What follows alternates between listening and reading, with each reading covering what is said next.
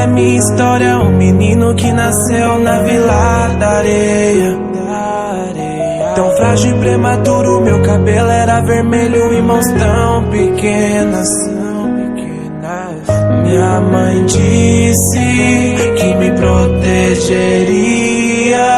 Antes de partir, ela não queria ir me deixar aqui. Mas antes de nascido, já tinham decidido o meu destino. Meu pai, o Kazekage, me fez um Jinchuriki.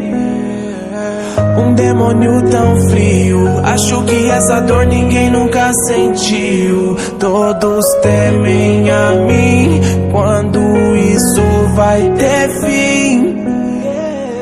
E se não fosse por você, meu tio ia chamar.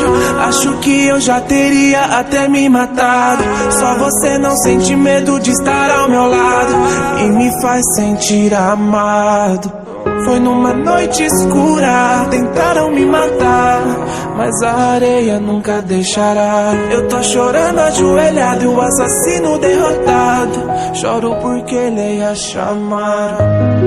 Então eu conheci a dor sem conhecer o amor.